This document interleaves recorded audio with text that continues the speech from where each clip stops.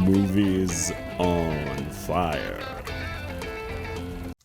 Hey, this is Michael to you coming live outside of the Power Cinemark here in Colorado Springs, where my co-host and I, Zach, have just seen... Zach, what did we just see again? We just saw Warfare, a succinct description of the movie as well as a title. Yeah, we just saw Alex Garland's Warfare, and first impressions, I liked it. I just don't know it. I can't think of a case where I'd really be in the mood to watch this movie. Yeah, Oh, Christ. the theater experience is well warranted for this movie for one reason, and it's the sound, like the whole world of sound this movie creates. It is oppressive, and very experiential, which is a commendation to the film. But again, I'm not sure if I'm ever going to be in the mood to watch this. Yeah, this isn't really a movie where my friend comes over. I'm like, hey, let's watch Warfare together. I mean, the soundtrack of this is mostly screaming, gunfire, jet blasts, IED noises. In fact, for quite a bit of the movie, there simply isn't sound. Yeah, I honestly walked out of the theater a little overwhelmed, and I think it's because of the soundscape. When it's actually blasting, you can feel some of the reverberations coming from it. It really does. It's just a ton to take in, and obviously it's nothing on what the soldiers in that situation would have actually experienced, but it does put you in that frame of mind, at least, of kind of feeling shocked. I feel like this is the only movie I can say I've watched in the last 5 years with a running TBI counter. Yeah, it does not shy away from depicting injury or screaming either, which I applaud. I think don't take your kids to see this by any means, but it is quite unique.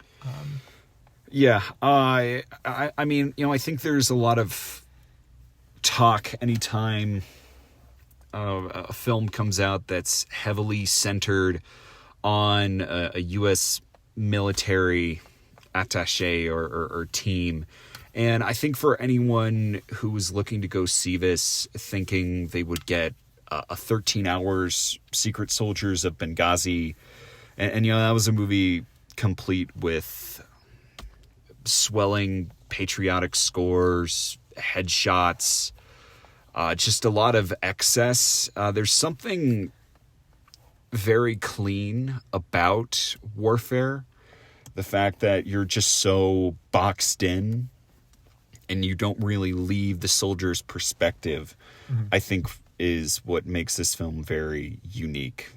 Yeah, we don't even really know what point in the war we're at. Obviously, we know the date. We know roughly what they were called in on their mission, but we don't know much else other than that. We don't really know where this takes place, and it doesn't particularly matter. It's a story about that singular moment that's almost real time as well, which is particularly interesting. I think it's especially hard for the two of us, given that we both have military in our families. We live in a very military-heavy town. We both know friends who've gone into the military as well. It centers the soldier's experience more than it does anything else. This is not really a war movie so much as it is an experiential combat movie. Yeah, a experiment in overwhelming stimulus is how I would describe Warfare. Yeah. I think it's sort of interesting from a directorial standpoint. This kind of feels like a culmination of a lot of different projects Alex Garland has worked on. I think it's fitting that this is someone who has dread in their past film reel. And I don't know. It's interesting to see how this plays against Civil War. I expect we will talk more about that in our full length review. I would argue that this is actually a much better movie than Civil War. It seems to have it seems to be. I hesitate to use this word, but it's more focused in my opinion. This knows more what it is. Civil War seems afraid of actually engaging with its topic. This understands exactly what its strengths are. It plays to those. It doesn't really do anything else, but that's fine because it's hitting what it wants to do. Yes, this movie understood the assignment.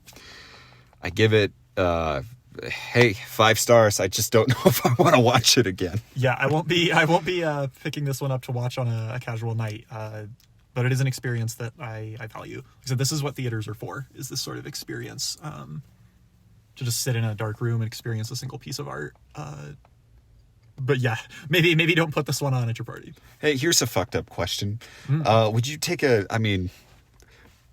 you recommend someone taking a date to go see this? Ooh, I hear that fear can be a piece of bonding, and in that respect, I absolutely believe it could work in there. I think it says a lot about you if you take your date to see this, and whether or not that's a good thing probably depends on your date.